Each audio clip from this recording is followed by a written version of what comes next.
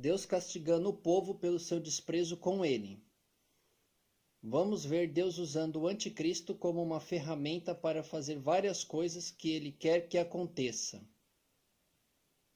Vamos ver Deus humilhando o diabo e usando ele para acontecer o que ele não quer que aconteça. Vamos ver várias coisas que vão acontecer depois do arrebatamento nos últimos 50 anos antes da volta de Jesus. O mundo vai passar por uma fase de guerra que Jesus falou em Mateus 24.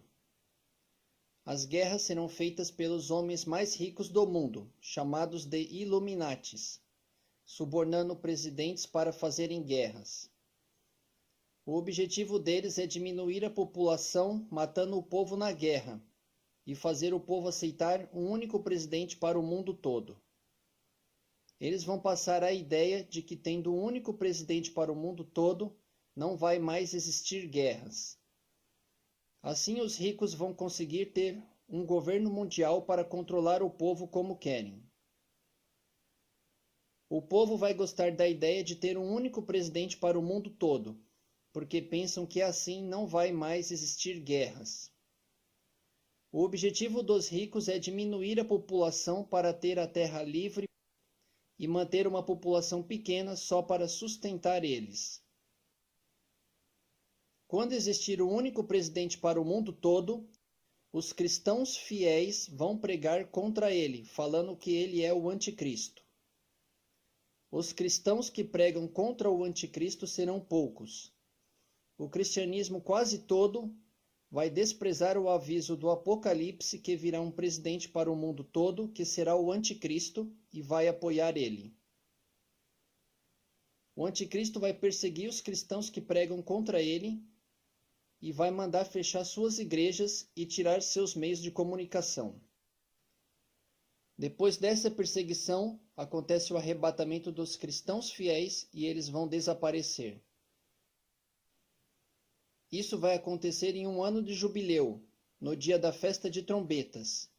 Veja a explicação no estudo Contagem de Tempo de Deus.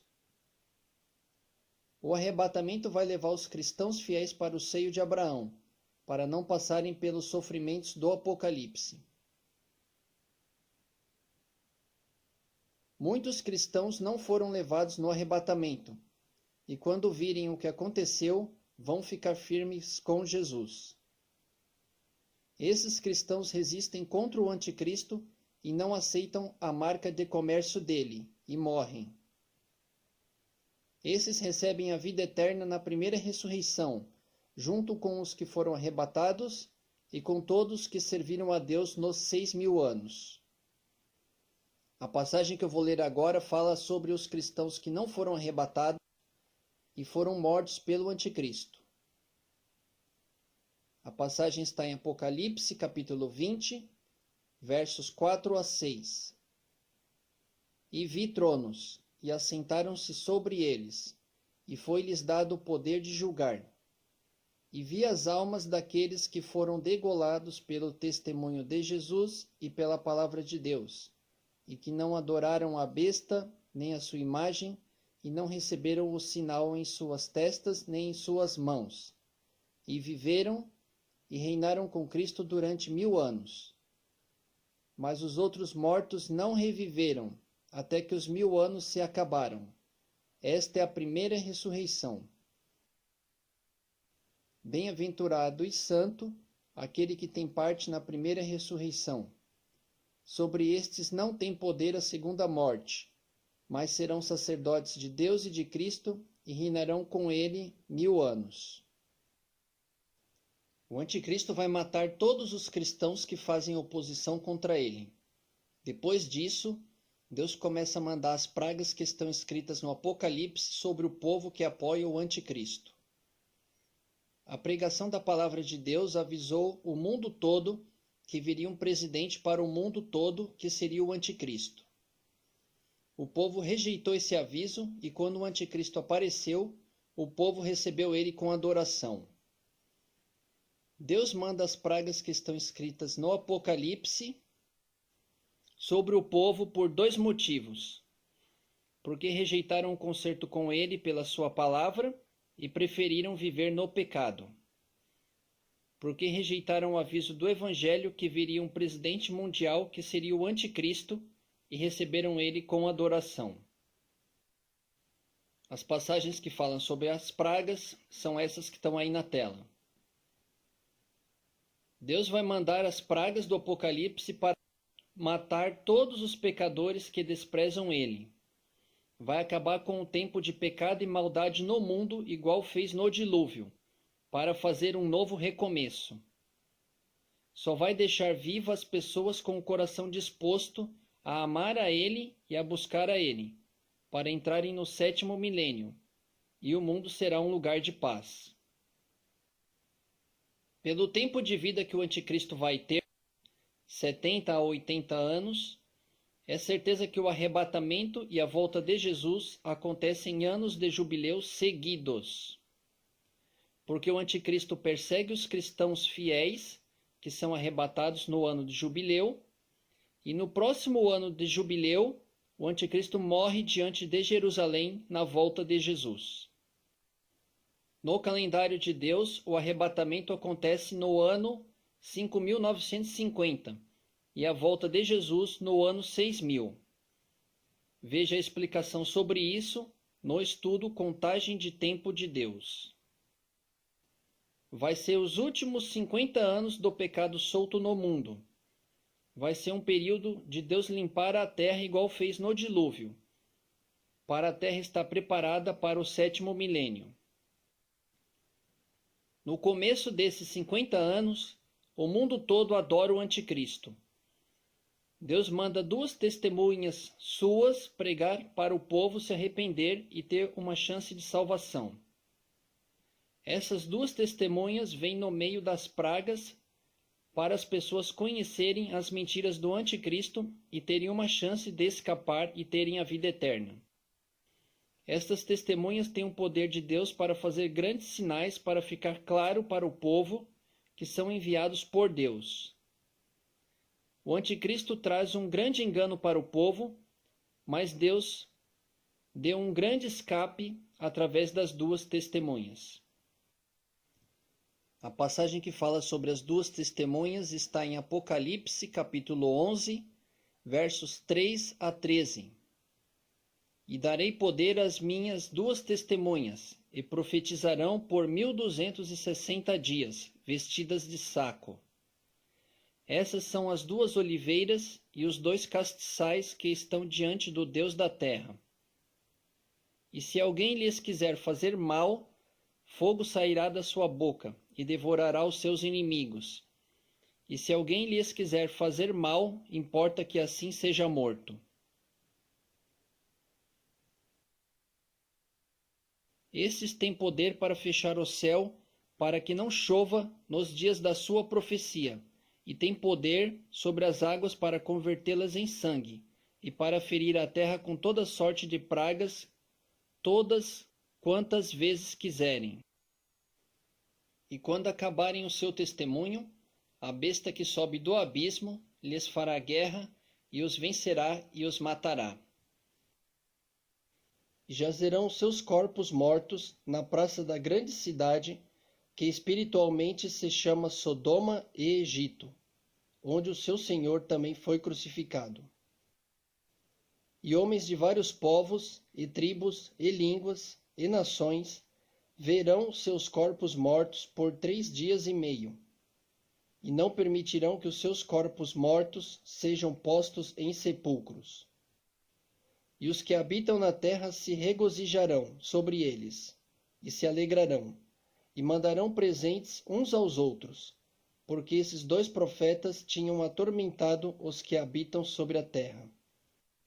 E depois daqueles 3 dias e meio, o Espírito de vida, vindo de Deus, entrou neles, e puseram-se sobre os seus pés, e caiu grande temor sobre os que os viram. E ouviram uma grande voz do céu que lhes dizia: Subi para aqui. E subiram ao céu em uma nuvem, e os seus inimigos os viram. E naquela mesma hora houve um grande terremoto. e caiu a 10ª parte da cidade. E no terremoto foram mortos 7.000 homens, e os demais ficaram muito atemorizados e deram glórias ao Deus do céu. As pessoas que receberam o anticristo com adoração tiveram bastante chances de se consertar com Deus e não quiseram. Ouviram o aviso da pregação do Evangelho para deixar o pecado e se consertar com Deus. Ouviram o aviso do Evangelho que viria um presidente mundial que seria o anticristo. Viram acontecer o arrebatamento e sumir milhares de pessoas pelo mundo todo do jeito que o Evangelho avisou que aconteceria. Viram a pregação das 2 testemunhas com sinais do jeito que o Evangelho avisou que aconteceria. Essas pessoas que receberam o anticristo com adoração morrerão nas pragas e não terão salvação. A passagem é Apocalipse capítulo 14, versos 9 a 11. E seguiu-os o terceiro anjo, dizendo com grande voz: Se alguém adorar a besta e a sua imagem e receber o sinal na sua testa ou na sua mão, também este beberá do vinho da ira de Deus, que se deitou não misturado, no cálice da sua ira, e será atormentado com fogo e enxofre diante dos santos anjos e diante do Cordeiro. E a fumaça do seu tormento sobe para todo sempre. E não tem repouso nem de dia nem de noite os que adoram a besta e a sua imagem, e aquele que receber o sinal do seu nome. Nos 50 anos em que o anticristo estiver presente, a vida será sofrida pelas pragas de Deus e pelo governo opressor do anticristo. Vai nascer muitas crianças nesse período de 50 anos do Apocalipse. 1/3 das crianças nascidas nesse período se volta para Deus através do sofrimento. 2/3 das crianças nascidas não vai querer conserto com Deus e morrerá até o fim do período de 50 anos que o anticristo estará presente. Só vai entrar no milênio as pessoas que quiserem um conserto com Deus, e essas serão 1/3 da população do mundo naquele momento. A passagem que mostra isso está em Zacarias capítulo 13, verso 8 e 9. E acontecerá em toda a terra, diz o Senhor, que as 2 partes delas serão extirpadas e expirarão, mas a 3ª parte restará nela. E farei passar essa 3ª parte pelo fogo, e a purificarei, como se purifica a prata, e a provarei, como se prova o ouro. Ela invocará o meu nome, e eu a ouvirei. Direi: é meu povo, e ela dirá: o Senhor é o meu Deus. Somente 1/3 da população do mundo vai querer buscar a Deus e será salva da morte. Esses entrarão no milênio. Essas pessoas vão ver 3 coisas grandes pela internet: várias pragas caindo do céu sobre o exército do anticristo, que estará diante de Jerusalém, Jesus descendo sobre o Monte das Oliveiras e o monte rachando no meio, Jesus pregando em Jerusalém. Deus disse que toda pessoa que buscará ele será salva. A passagem está em Joel, capítulo 2, verso 32. E há de ser que todo aquele que invocar o nome do Senhor será salvo, porque no Monte Sião e em Jerusalém haverá livramento, assim como disse o Senhor, e entre os sobreviventes, aqueles que o Senhor chamar. No final do período de 50 anos, depois do arrebatamento, será construído o templo dos judeus em Jerusalém. Está escrito que o templo vai ser construído e vai começar o sacrifício de animais no templo.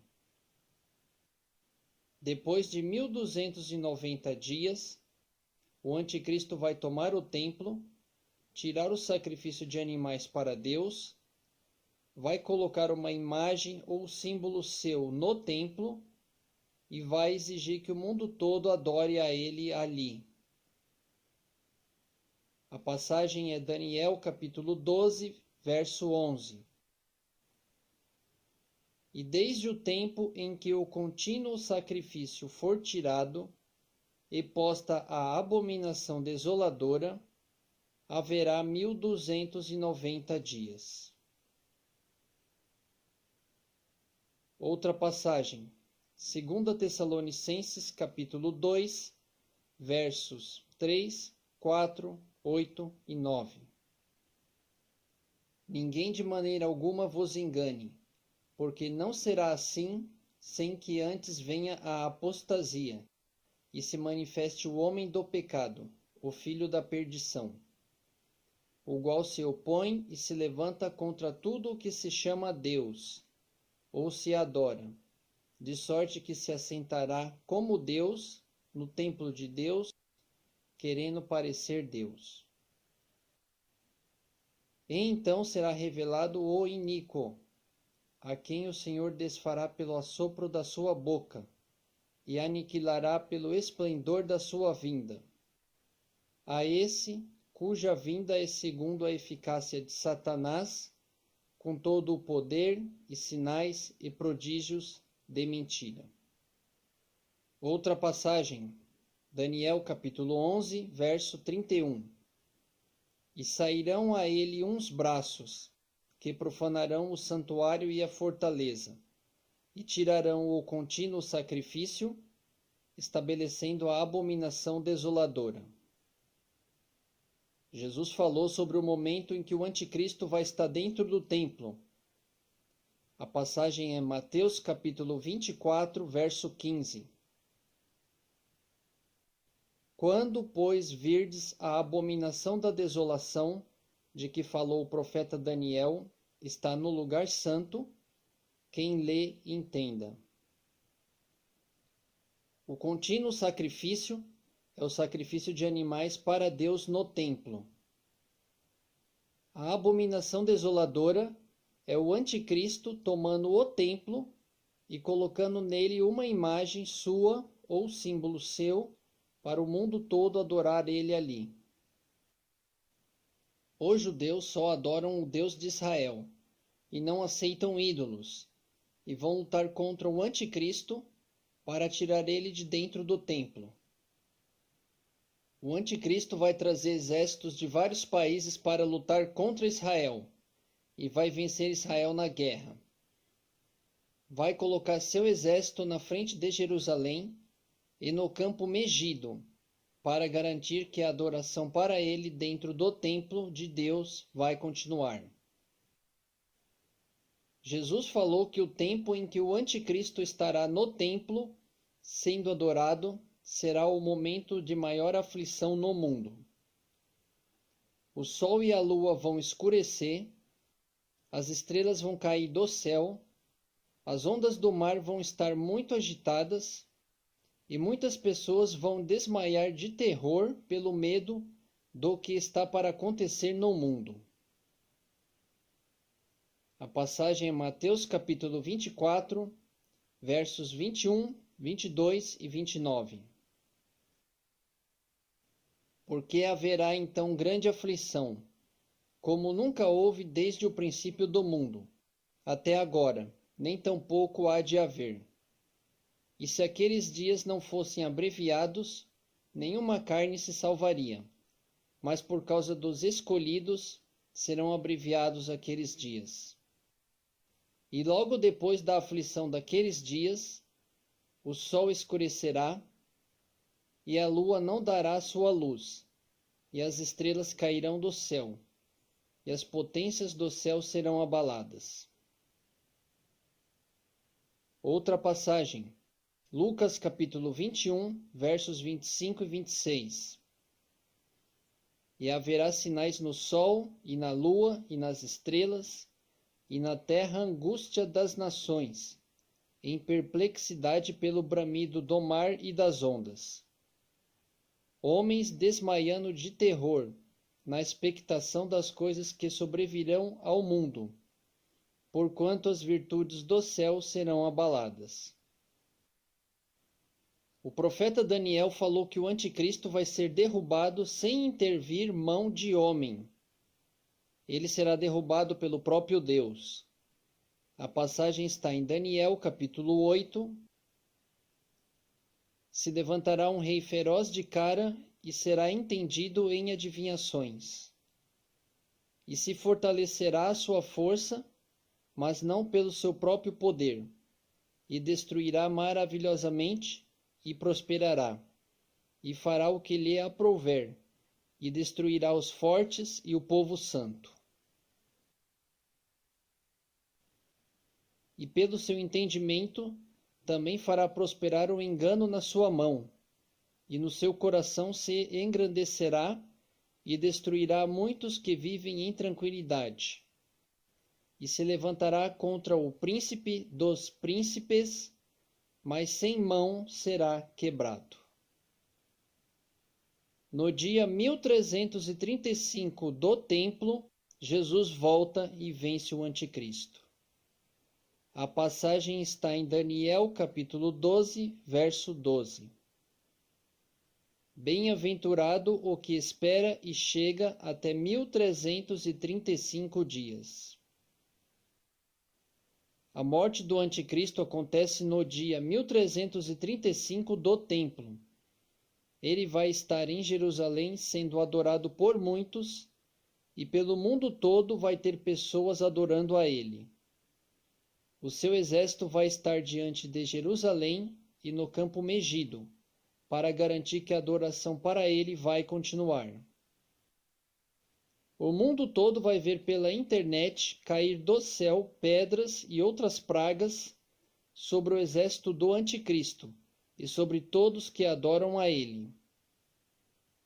Os países budistas, islâmicos e a Índia hindu vão reconhecer que o Deus de Jerusalém é o Deus verdadeiro.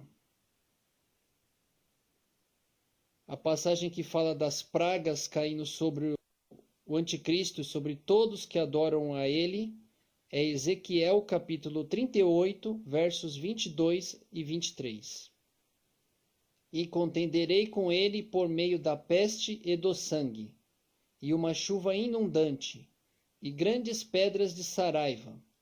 Fogo e enxofre fareis chover sobre ele, e sobre as suas tropas, e sobre os muitos povos que estiverem com ele.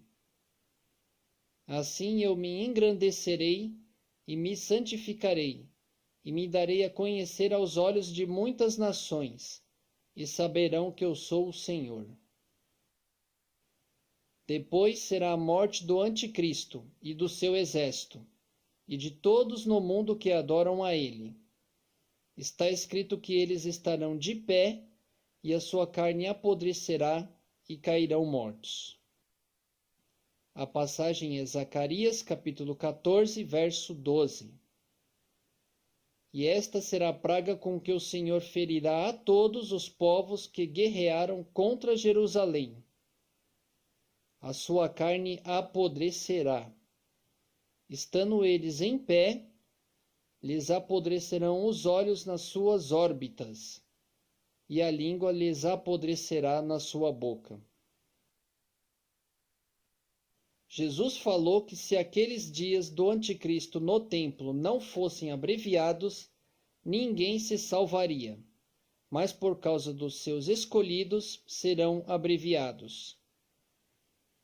Esses escolhidos são 1/3 da população do mundo naquele momento, que entrará no 7º milênio.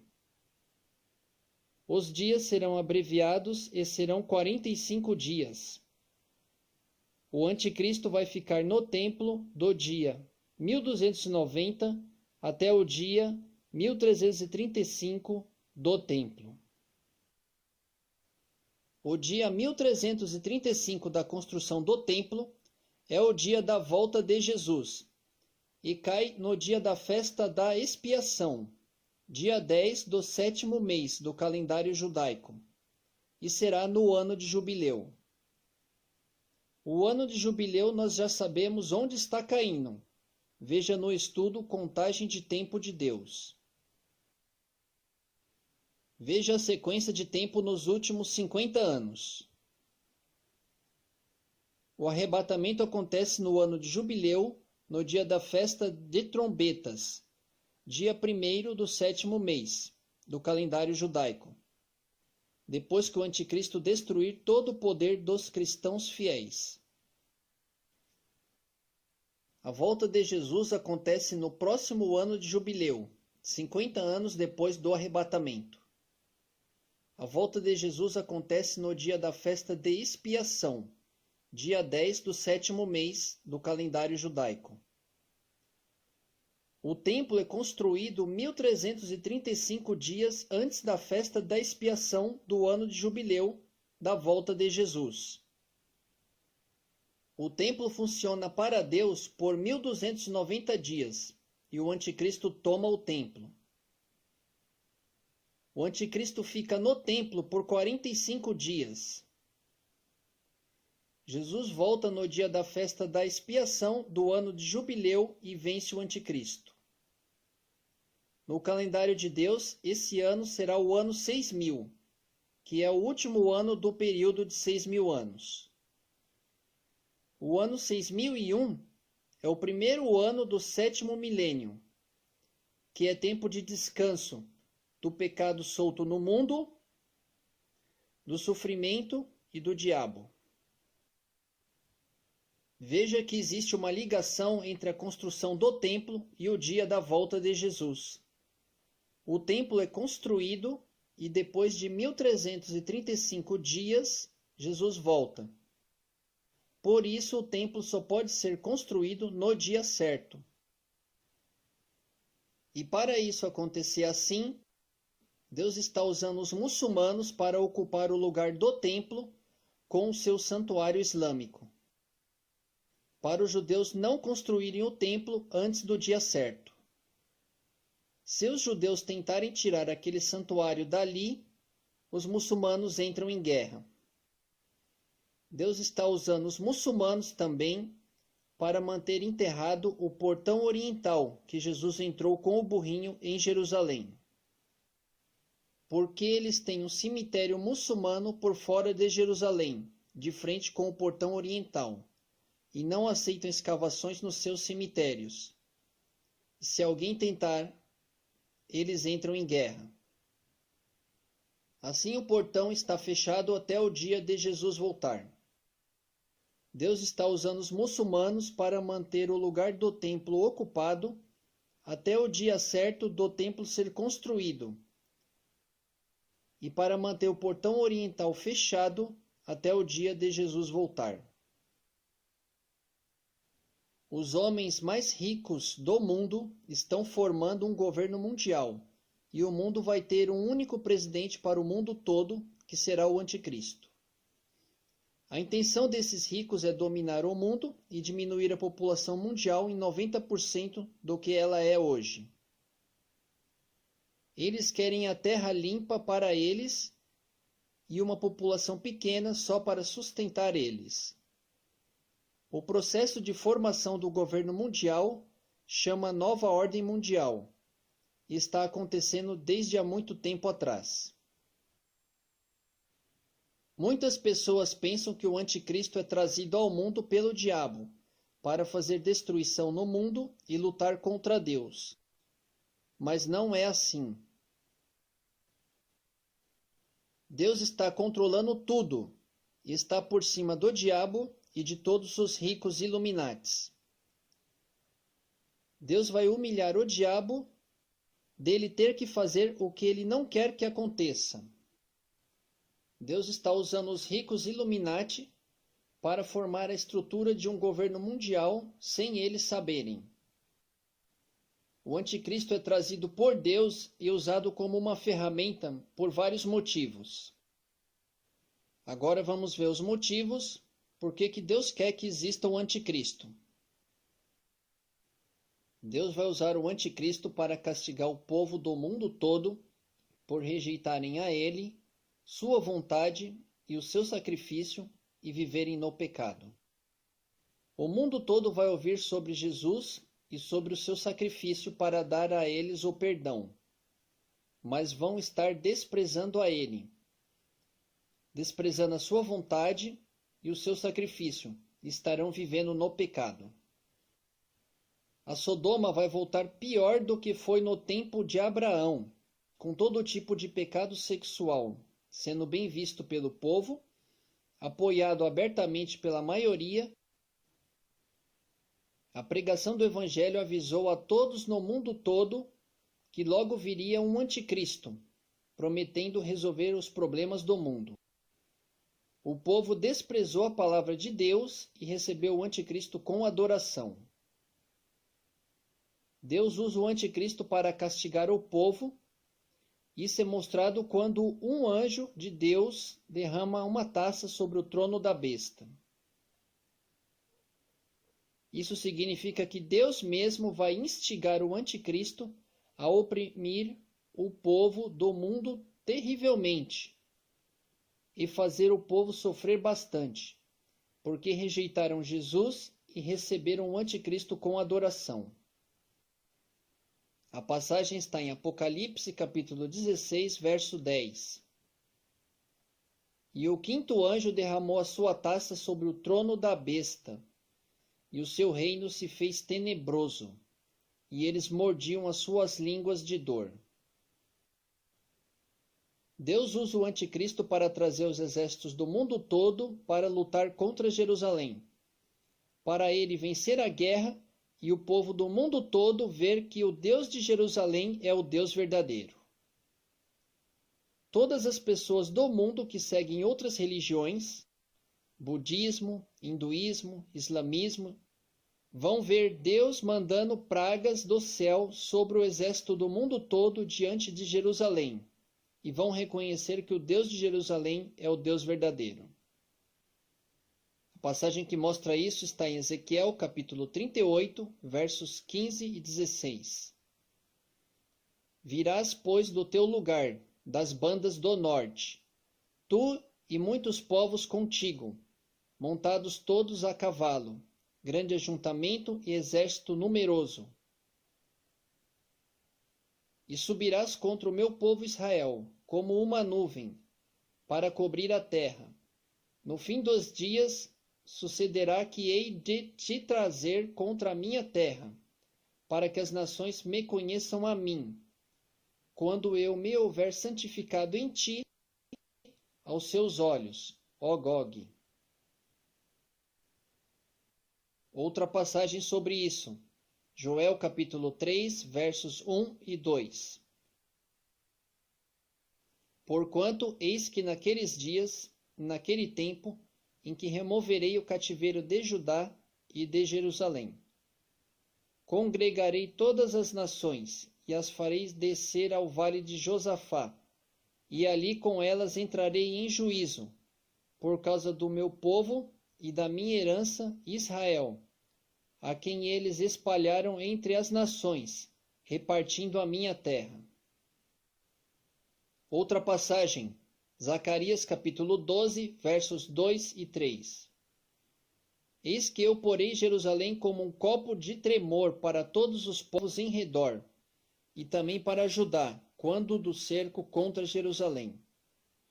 E acontecerá naquele dia que farei de Jerusalém uma pedra pesada para todos os povos. Todos os que carregarem ela certamente serão despedaçados, e se ajuntarão contra ela todas as nações da terra. Deus falou que ele trará os exércitos do mundo todo para lutar contra Jerusalém. Na próxima passagem que eu vou mostrar, dá para ver como o diabo é usado por Deus como uma ferramenta. O Apocalipse mostra que os demônios trazem os exércitos do mundo todo para Jerusalém.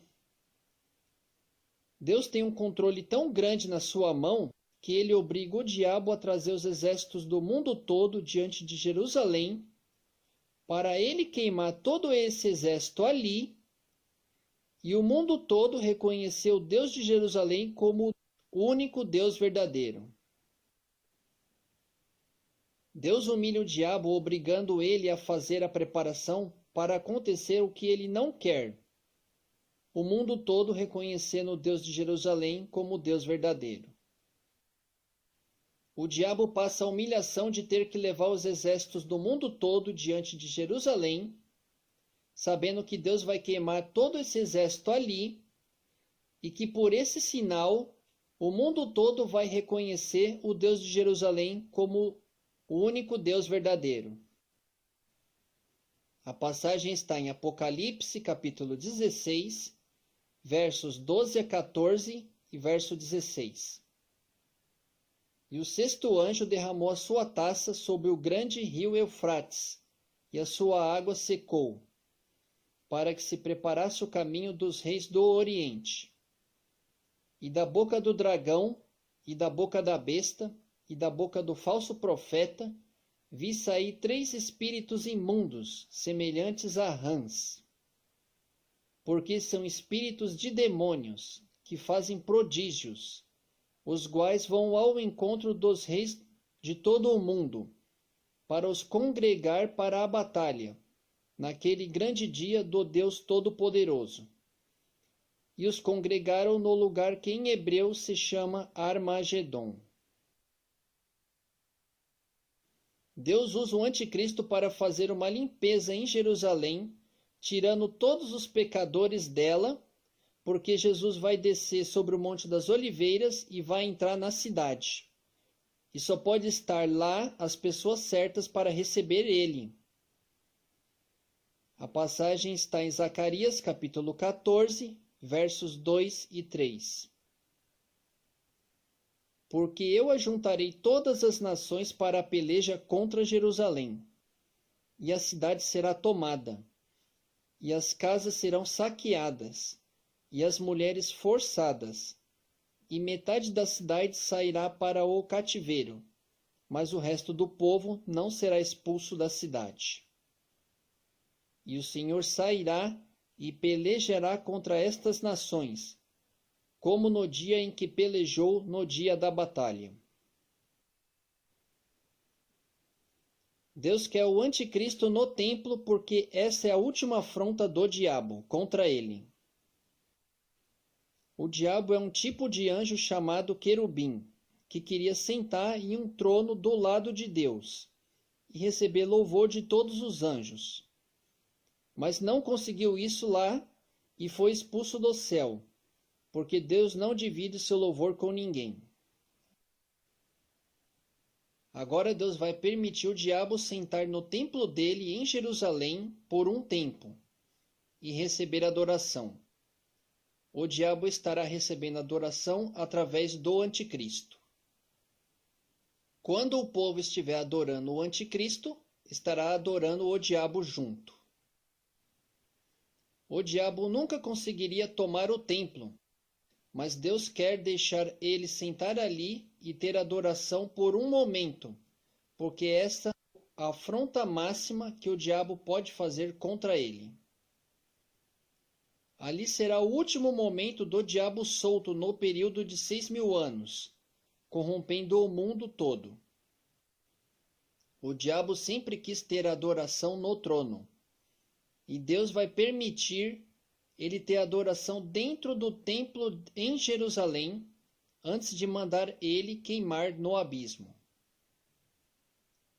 Esse tempo será 45 dias, do dia 1290 da construção do templo até o dia 1335, quando Jesus volta.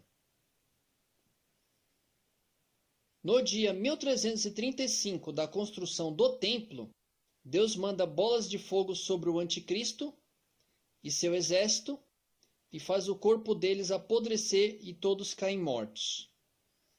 Depois Deus manda um anjo prender o diabo no abismo para ele queimar por 1000 anos.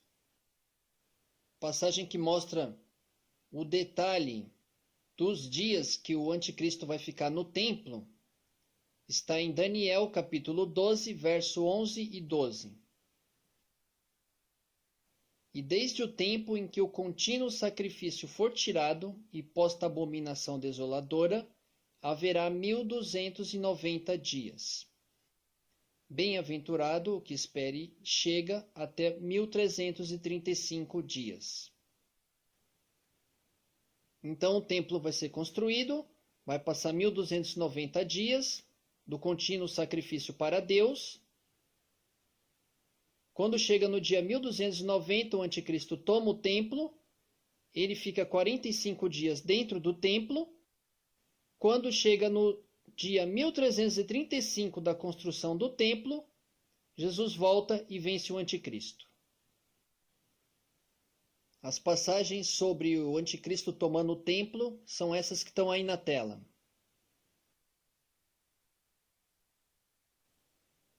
A destruição do anticristo e o diabo preso no abismo são essas que estão aí na tela.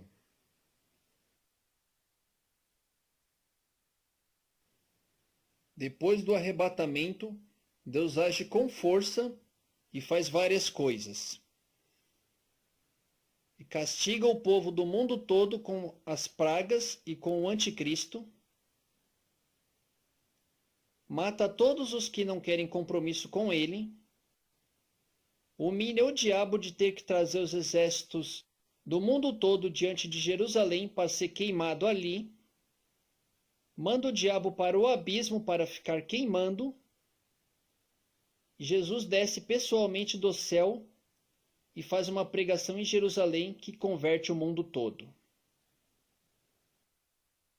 Visita esse site. Ele tem muitos estudos da Bíblia, fiéis à palavra de Deus, com vários mistérios da palavra. Tem bastante documentários da Bíblia e bastante desenhos para as crianças, que não são mais fabricados para ser vendidos. Tem bastante evangelismos prontos para você mandar o link para as pessoas. Por hoje é só, pessoal. Tchau.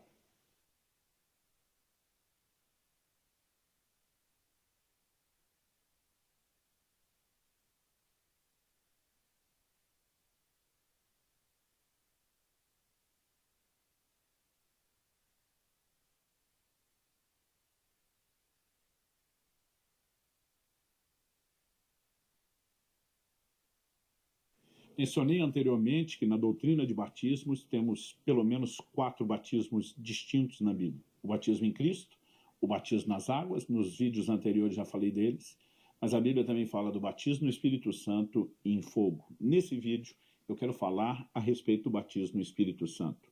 Em Mateus, no capítulo 3, no verso 11, João Batista diz: "Eu batizo vocês com água para arrependimento, mas aquele que vem depois de mim é mais poderoso do que eu, do qual eu não sou digno de carregar as sandálias. Ele os batizará com o Espírito Santo e com fogo." Eu quero tomar essa declaração de João Batista como um anúncio profético do que Cristo haveria de fazer. Quando olhamos para as Escrituras, percebemos que esse assunto passou a ser tratado como uma promessa. Quando lemos o início do livro de Atos, Atos capítulo 1, verso 4 diz: "E comendo com eles, deu-lhes esta ordem: não se afastem de Jerusalém, mas esperem a promessa do Pai, a qual vocês ouviram de mim." Jesus está dizendo: eu fui o porta-voz, mas a promessa é do Pai, a qual vocês ouviram de mim, porque João, na verdade, batizou com água, mas vocês serão batizados com o Espírito Santo dentro de poucos dias. Jesus, ele faz um link com essa declaração de João Batista, que veio batizando com água, mas anunciando: Cristo haverá de batizar no Espírito Santo. Ele volta lá atrás e diz: "Vocês lembram do que foi anunciado? Pois bem, está chegando a hora do cumprimento." E Jesus chama isso de a promessa do Pai. Em Lucas, no capítulo 24, no verso 49, nós vemos Jesus dizendo o seguinte: "Eis que envio sobre vocês a promessa de meu Pai.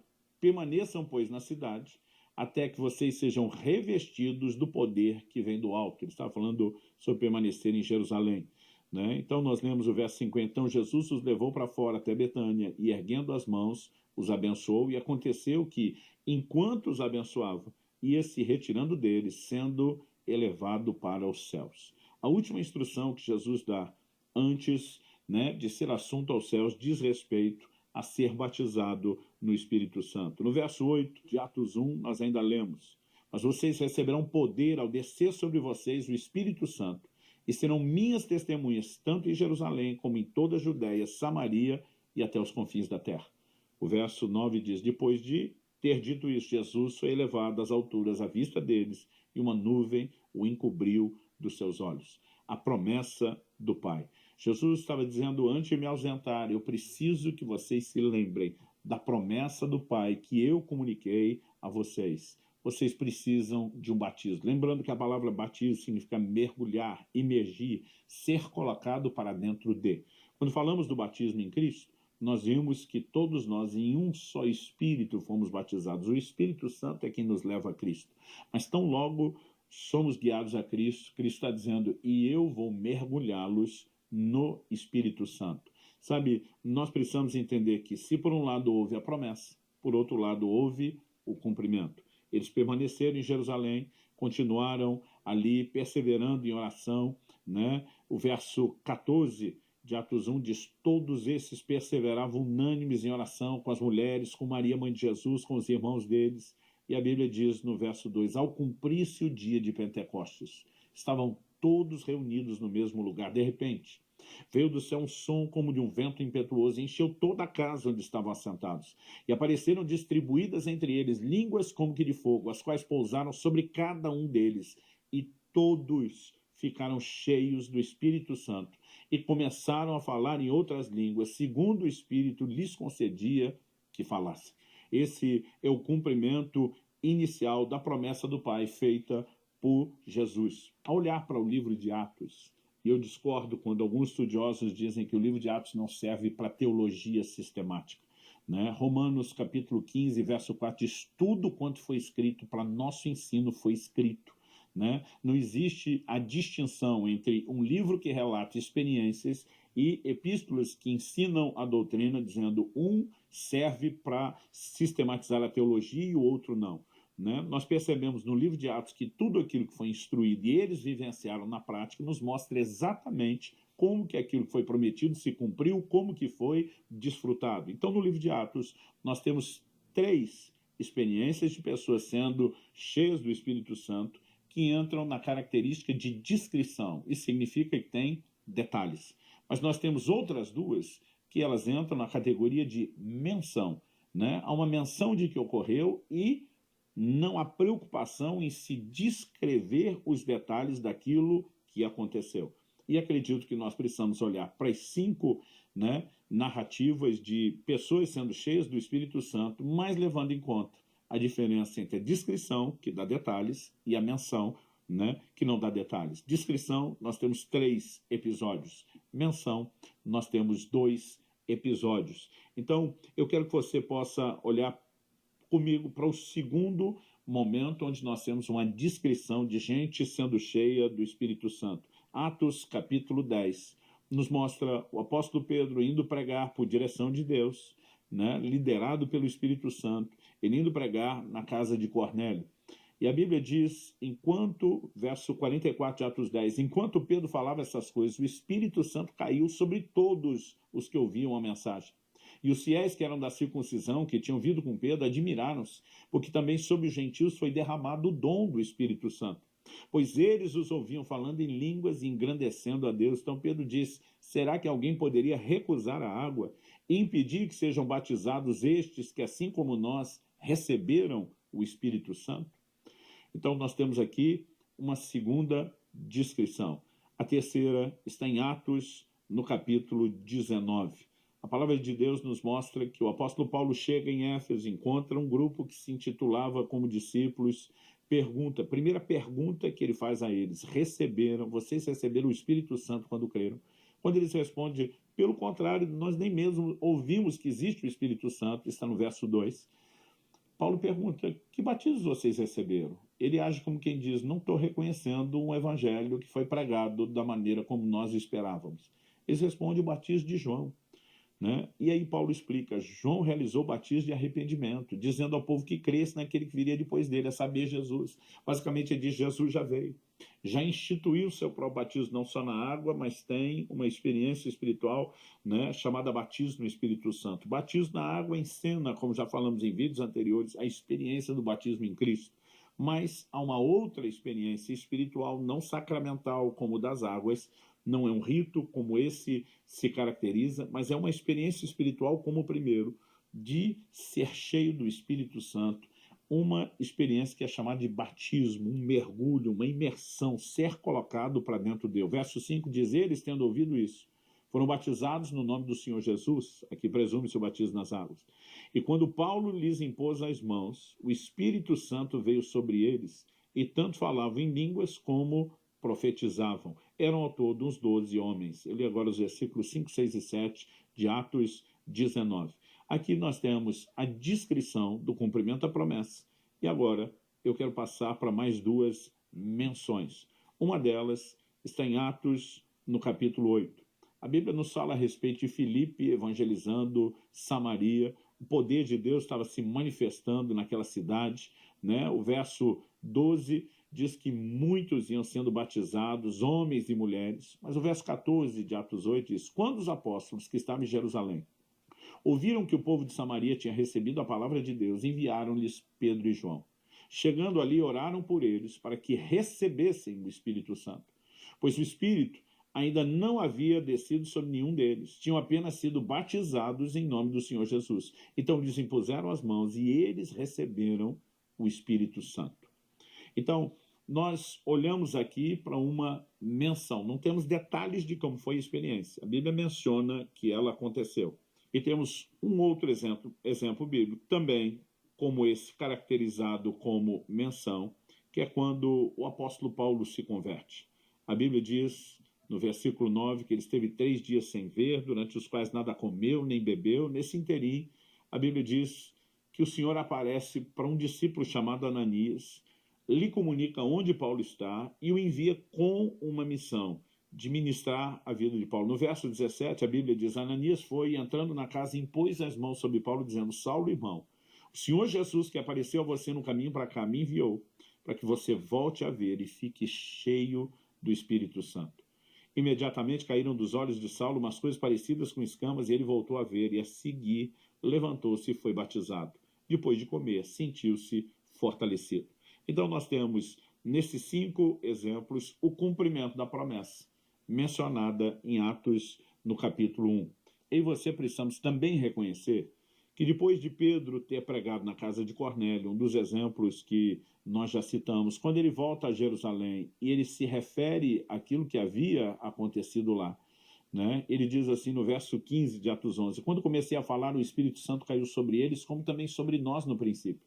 Então me lembrei da palavra do Senhor quando disse: João, na verdade, batizou com água, mas vocês serão batizados com o Espírito Santo. E diz: pois se Deus deu a eles o mesmo dom que tinha dado a nós quando cremos no Senhor Jesus, quem era eu para que pudesse resistir a Deus?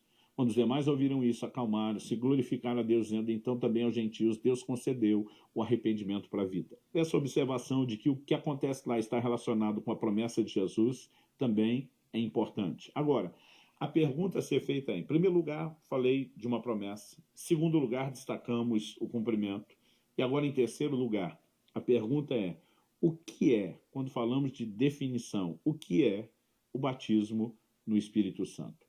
Em Atos, no capítulo 1, quando Jesus faz a promessa do Pai, lembra a eles: olha, está para acontecer, não se afastem de Jerusalém, esperem a promessa do Pai, vocês serão batizados com o Espírito Santo. Nós vemos que no verso 8 ele diz: vocês receberão poder ao descer sobre vós o